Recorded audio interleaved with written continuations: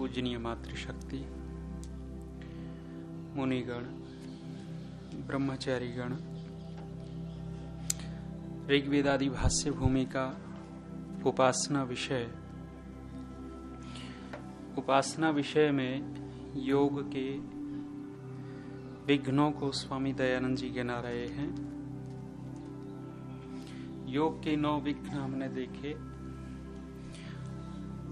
और कुछ गिनाया। दुख दौर मनस्यांग में जत्व, श्वास पर श्वासा विक्षेप सब हुआ। दुख को खोलते हुए कल हम देख रहे थे, दुख को 3 प्रकार के यहाँ कह दिया। सांख्यकार ने भी इन 3 दुखों की चर्चा की प्रथम ही सूत्र में, आध्यात्मिक, आधि भौतिक, आधि दैविक। कल हमने देखा था आध्यात्मिक दुख जो व्यक्तिगत दुख होते हैं, अपने आप से होते हैं, जिसमें अविद्या आदि मूल कारण होता है। राग द्वेष होता है, व्यक्ति का स्वयं का दुख होता है। ईर्ष्या द्वेष करता है, लोभ करता है, मोह करता है, वासनाओं को जगाता है, ये व्यक्तिगत दुख है। इसको आध्यात्मिक दुख के अंतर्गत लिया गया है। ये दुख बहुत व्यापक है। दूसरे जो दो दुख हैं वो इतने व्यापक नहीं जितना ये दुख व्यापक है।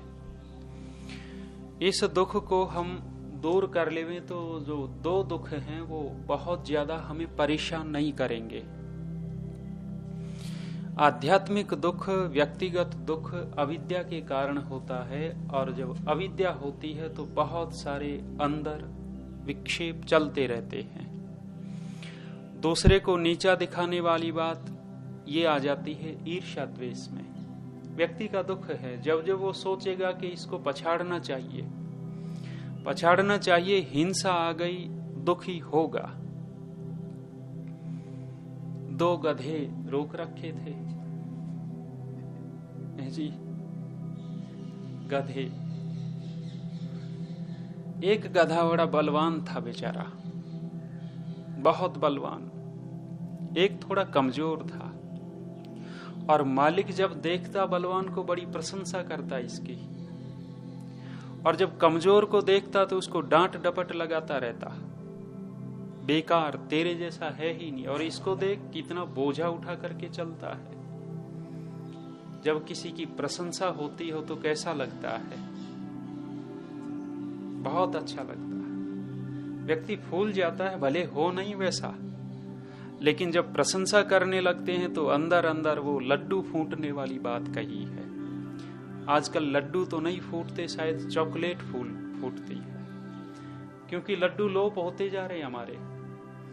इतने ढंग से आप टीवी में देखेंगे, जब ऐड आएगी कुछ खाने के बाद कहेंगे कुछ मीठा हो जाए, कुछ मीठा हो जाए। तो पहले तो मीठा होता था लड्डू, जलेबी, गुड़, बर्फी। आजकल जो बड़े ढंग से प्रस्तुत करेंगे कुछ मीठा हो जाए, तत्काल चॉकलेट आती है। हमारे लड्डू को एक तरफ कर दिया और चॉकलेट में मीठा आ गया। ये क्या है? एक तरफ हो गए, भटक जाएंगे। गधे की प्रशंसा हो रही थी। जब गधे की प्रशंसा हो रही थी, गधे को अच्छा बहुत लग रहा था। जब इस दूसरे गधे की निंदा हो रही थी, इसको परेशानी बहुत होती थी, और इसका ज्यादा ही हौसला बढ़ गया इस गधे का कि इसको तो नीचा दिखाऊंगा ही। अब मालिक इसको ज्यादा घास डालता, हाथ फेरता, और इसको कम घास डालता, हाथ फेरने की अपेक्षा लठ और मिलता इसको। अब इसने सोच लिया कि तेरा ही राज रहेगा। एक दिन इस कमजोर ने कहा एकांत में कि भाई, हम 2 ही हैं, और हैं तो नौकर, क्यों इतराता है इतना? भाई, सबके शरीर का सामर्थ्य बराबर नहीं होता। मैं कमजोर हूं, इतना बोझ नहीं उठा सकता, और तू बलवान है, तेरे शरीर का सामर्थ्य ज्यादा है, इसमें इतराने की क्या बात है? ये गधा भांप गया कि हाँ, इसके अंदर तो वास्तव में कमजोरी है। अगले दिन बोझा रखने लगे तो इसने और ज्यादा उत्सुकता दिखा दी मालिक को कि मैं और ज्यादा लेके चल सकता हूं। मालिक ने देख लिया, हाँ ज्यादा फुर्ती है, और डाल दिया, और इसको नीचा दिखाने के चक्कर में दौड़ता हुआ चल रहा है। मालिक समझ गया कि एक की ही जरूरत है, दूसरे की जरूरत ही नहीं। कमजोर को और डांट डपट लगाई और सायंकाल 2 लठ लगा करके भगा दिया कि तेरी जरूरत नहीं। अब अकेला बोझा दुगना, पहले वाला जो लेता था उसका भी बोझ इसके सिर पे आ गया। अब चलता है लचर पचर होकर के। सोचता क्या था कि मैं नीचा दिखाता हूं, वो जो फुर्ती दिखाता था, जो बल दिखाता था, वो किसके लिए? इसको नीचा दिखाने के लिए। और परिणाम क्या आया है? अब लचर पचर होता हुआ चल रहा है, रो रहा है। ये क्या है? दूसरे को नीचा दिखाता हुआ व्यक्ति प्रसन्नता बहुत अनुभव करता है, लेकिन परिणाम उसका दुख ही होता है। और इसको कहा है आध्यात्मिक दुख। ये व्यक्ति का स्वयं का दुख है। स्वयं बहुत दुखी रहता है व्यक्ति अंदर से। माताजी ने घर दिखाया, बड़ी उत्साह से दिखा रही है, अरे देखो आचार्य जी, ये जो हमारे घर में है ये सोफा सेट है, ये वहां उस देश से लाए हैं। और ये जो रसोई में रखे हैं गिलासों के सेट दिखाए, ये वहां का सेट है।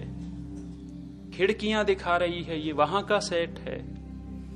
वो पूरा बेड दिखा दिया, ये वहां का सेट है। सब कुछ सेट सेट सेट। पूछ लिया कि माताजी सब कुछ सेट है, लेकिन तू कैसी है? मैं तो अपसेट हूं जी।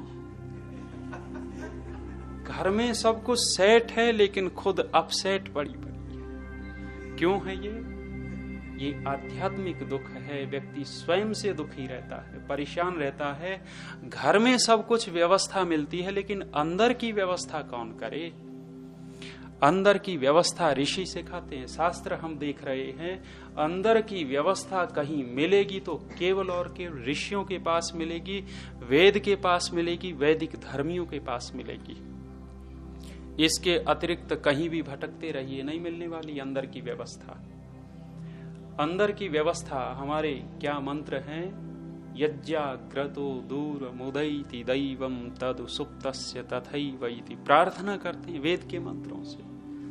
जो जागते हुए का दूर दूर चला जाता है, वो सोता हुआ मेरे पास रहे। मैं सो जाऊं तो मेरे मन पर मेरा नियंत्रण रहे। मन का नियंत्रण जिसके ऊपर हो जाता है, जिसके हाथ में मन की लगाम हो जाती है, आध्यात्मिक दुख दूर होता चला जाता है। लेकिन हमारे अंदर चंचलता इतनी होती है कि हम उसको नहीं व्यवस्थित कर पाते। भागता रहता है और भगाते रहते हैं। भागता तो क्या है, हम भगाते ही रहते हैं। तैमूर लंग जो था, बड़ा कहते हैं साहसी था, और ज्यादा रूपवान नहीं था, सुंदर नहीं था, और लंगड़ा था। एक पैर काम नहीं करता था, इसलिए उसको क्या कहा? लंग। तैमूर लंग नाम ही पड़ गया। लूटता पाटता कंधार काबुल की ओर घुसता हुआ आ गया, और एक दिन भारत में ही पहुंच गया। भारत में बहुत लूटपाट मचाई है, खूब ठगा है, लूटा है, यहाँ के लोगों को मारा है, धर्म भ्रष्ट कर दिया है। लेकिन जब जा रहा है, बड़ी पते की बात, शिक्षा मिल जाती है ऐसे दुष्टों से भी। दुष्ट ही कहेंगे, नाश किया हमारी संस्कृति का। जाने लगा तो एक राजा ने उसको हाथी भेंट किया, और जब हाथी भेंट किया तो हाथी पर सवारी की। इसने घोड़े की सवारी की थी, घोड़े पर ही बैठता था। अब हाथी पर बैठा, बैठते ही कहने लगा कि इसकी लगाम मेरे हाथ में दो। लोगों ने कहा कि महाराज, हाथी की लगाम नहीं हुआ करती, आप तो बीच में बैठो। कहने लगे ये तो छोटे से अंकुश से वश में आता है, और अंकुश महावत के हाथ में होता है। महावत हाथी को चलाता है, आप तो ऊपर बैठे रहो। कहते हैं तैमूर लंग ने ऊपर से ही छलांग लगा दी, और कहने लगा कि जिसकी लगाम मेरे हाथ में न हो, वो सवारी मुझे नहीं चाहिए। हाथी की सवारी नहीं की, लगाम अपने हाथ में हो। हमारी मन की लगाम छूटी हुई है इधर उधर। ये है आध्यात्मिक दुख। जब हमारा मन इधर उधर भटकता है, चंचल हो जाता है, हम उसको खुला छोड़ देते हैं तो निश्चित है आध्यात्मिक दुख से दुखी व्यक्ति होगा, बच नहीं सकता।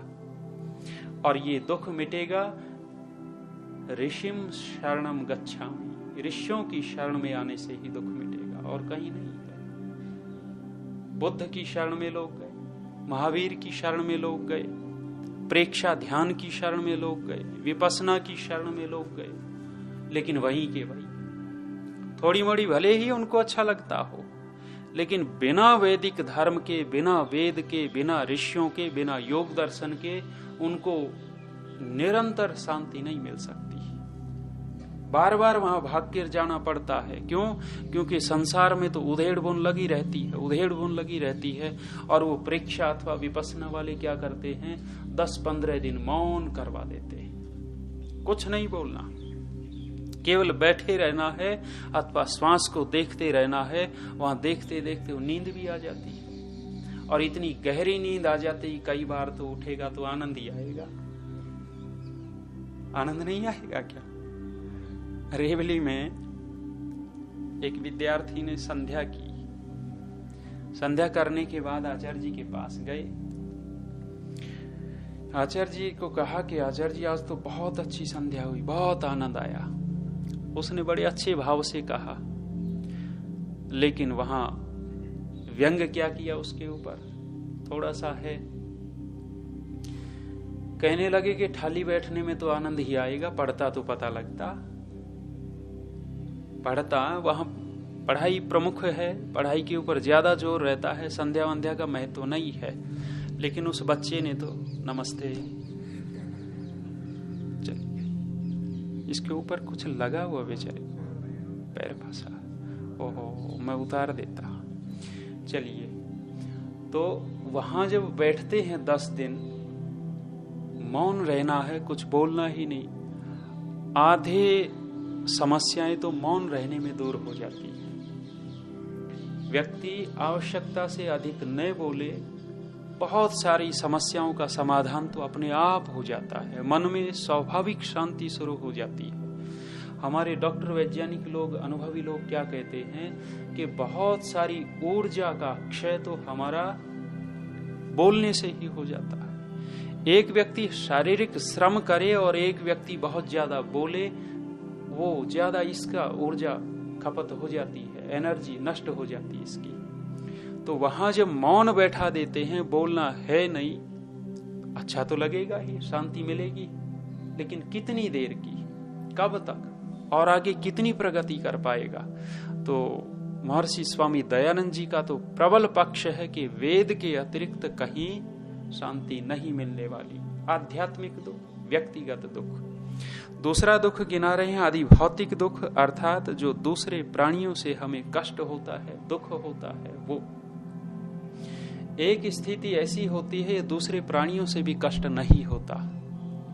दूसरे प्राणियों से कब तक कष्ट होता है, जब तक हम अंदर से भयभीत होते हैं। सर्प सामने आ गया, शेर सामने आ गया, बिच्छू आ गया, भालू आ गया। ऋषिवर के सामने भालू आ गया था, लेकिन एक व्यक्ति ऐसा है कि उनसे भय नहीं मानता, यह आदि भौतिक दुख से भी छूट चुका है। और एक व्यक्ति वैसे ही मेरे यहां छपकली पड़ जाए तो मैं तो भाग खड़ा होऊंगा, होता है भय। क्यों? आदि भौतिक दुख है ये। यथार्थ ज्ञान जिसको हो जाता है कि ये आत्मा और शरीर अलग अलग है, मेरा कोई कुछ बिगाड़ ही नहीं सकता, ऐसे ज्ञान की जो स्थिति हो जाती है, उस समय आदि भौतिक दुख भी व्यक्ति को नहीं सताता। ये आदि भौतिक दुख कब तक सताता है? जब तक हम एकत्व भाव में रहते हैं, शरीर और आत्मा को एक मान करके चलते हैं, तब हमें भय लगता है। भय लगता है तो वो आदि भौतिक दुख रहेगा ही रहेगा। पूज्य आचार्य श्री सुना रहे थे पीछे अनुभवों में, जब रोजड़ रहे तब के अनुभव जब सुना रहे थे, तो एक घटना सुना रहे थे ऋषि दयानंद जी की। आबू पर्वत में जिस समय स्वामी जी रहते थे, आज की स्थिति और उस समय की स्थिति में बहुत बड़ा अंतर। कितना अंतर? आजकल तो आबादी ज्यादा हो गई, लोग बहुत ज्यादा रह रहे हैं। आज के दिन उतना जंगल नहीं, उस समय आबादी कम थी, जंगल थे। आज हिंसक प्राणी कम हैं, उस समय ज्यादा थे। और ऋषि दयानंद किसी गुफा में रहते थे, और गुफा में रहते हुए स्वामी दयानंद जी को जंगली जानवरों का भय न लगता था। आजकल हम दरवाजा खुला छूट जाए तो भय लगता है। हम सुरक्षित हैं, एक स्थान पर हैं, आश्रम में रहते हैं, 1-2 व्यक्ति नहीं 20 व्यक्ति रहते हैं, लेकिन दरवाजा खुला रह जाता है तो मन में रहता है कि आज तो खुला रह गया, बंद कर लेना चाहिए। लेकिन ऋषिवर ऐसे स्थान पर रह रहे हैं जहां हिंसक प्राणी है, गुफा है, गुफा के सामने कोई दरवाजा नहीं है, और आनंद मग्न होकर के परमात्मा का ध्यान करते थे। क्यों? आदि भौतिक दुख था ही नहीं, दूसरे प्राणियों से डर नहीं लगता था। जब दूसरे प्राणियों से भय लगता है तो इसको कह दिया आदि भौतिक दुख, और ये दुख भी दूर किया जा सकता है। तीसरा दुख आदि दैविक दुख, इस पे किसी की पार ने बसाई। मेहनत बहुत की है, उपचार बहुत कर रहे हैं, उपाय बहुत कर रहे हैं, और बहुत हद तक कुछ किया भी है, लेकिन पूरी तरह इसके ऊपर किसी की काबू न पाई। सुनामी आ गया, ऋषि संध्या कर रहा, उसको भी लपेट करके लेके ही जाएगा, बैठा रहे कितनी संध्या करता है। यह है आदि दैविक दुख। सुनामी आ रहा है, टेम्परेचर बढ़ गया, सूर्य का ताप इतना बढ़ गया 50 डिग्री तक, वो तो ताप पड़ेगा ही पड़ेगा। ये आदि दैविक दुख। बहुत शीत हो गई, इतनी ठंड पड़ी, माइनस में चला गया, 0 डिग्री से भी नीचे चला गया, ये ठंड तो सताएगी। तो ये आदि दैविक दुख है। लेकिन ऋषि लोग इनमें भी बहुत हद तक संतुलन बना लेते हैं, और जब संतुलन व्यक्ति का बनता है, वो व्यक्ति इन 3 दुखों से दूर रहता है। 3 दुखों की बात कही, और दुख का स्वरूप बताते हुए महर्षि व्यास ने कहा कि जिससे उपघातित, ये क्या दिया है शब्द दिया, ये ना अभिहिता, जिससे अभिहित प्राणिनः तद उपघाताय प्रयतन्ते तद दुखम, जिससे परेशान होकर के प्राणी छुटना चाहते हैं, वो दुख है। चींटी चली जा रही है, चींटी के सामने आप उंगली रख देंगे, आपने रास्ता रोक दिया, चींटी से पूछ करके देखो क्या बीत रही है उसके ऊपर। चींटी गंतव्य तक जा रही थी, लक्ष्य बनाया होगा उसने, हंस रहे हैं। गलत कह रहा? ठीक ही कह रहा है ना निरंजन जी? ठीक ही है, निरंजन जी का समर्थन मिल गया। चींटी चली जा रही है और आपने रास्ता रोक दिया, उससे पूछ करके देखो अंदर क्या बीत रही है उसकी।